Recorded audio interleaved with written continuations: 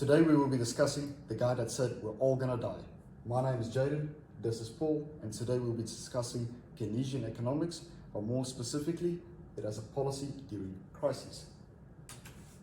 So, a quick overview of what we'll be discussing. Firstly, I'll start off by discussing the history of Keynesian economics. Then Paul will come back and look at Keynes' view on policy during crises, and then finally I'll come back to the contemporary influence of Keynesian economics. Starting with the history.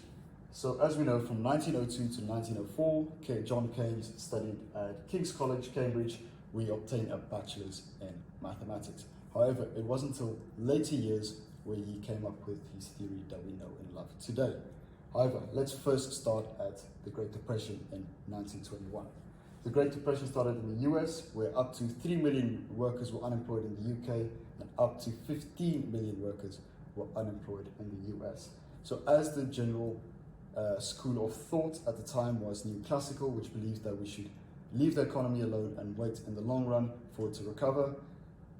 Just keep that in mind. So fast forward 7 years and we are still in a recession, which ultimately led to John Keynes' quote, "In the long run, we are all dead." This led to his general theory of employment and interest and money, where he discussed that the depression was caused by lack of demand and intervention was required.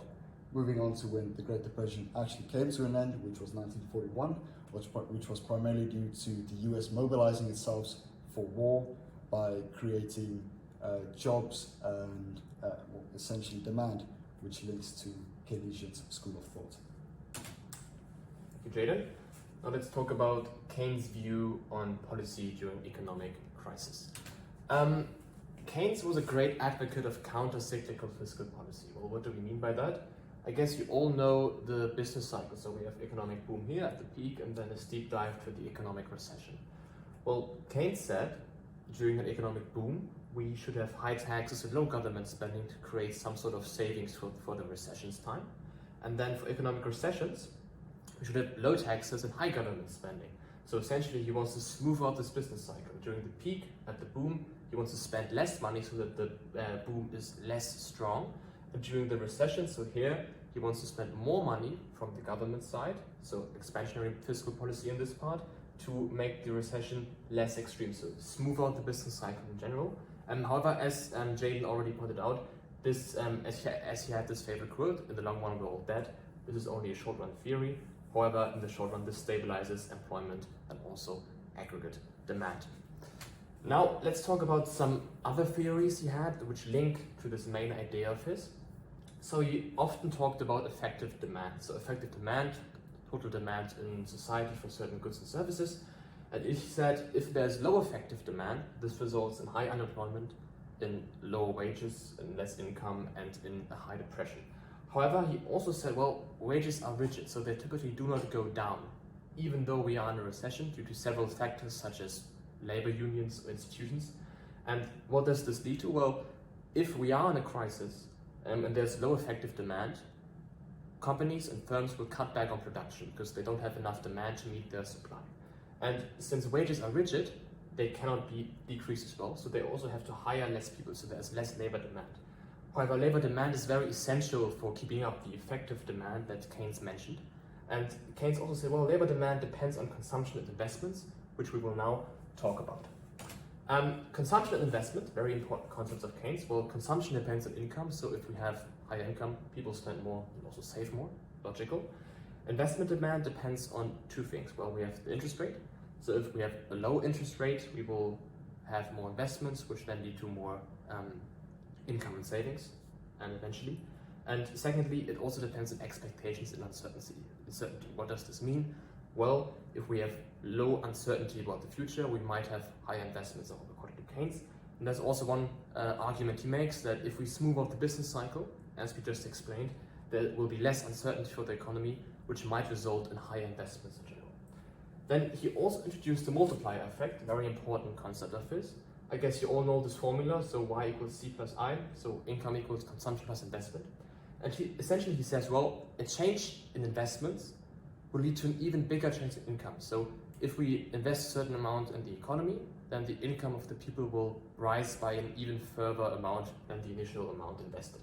So lastly, he said, well, that's why we should stimulate investment. This will lead to even bigger income changes. Income stimulates consumptions of the people.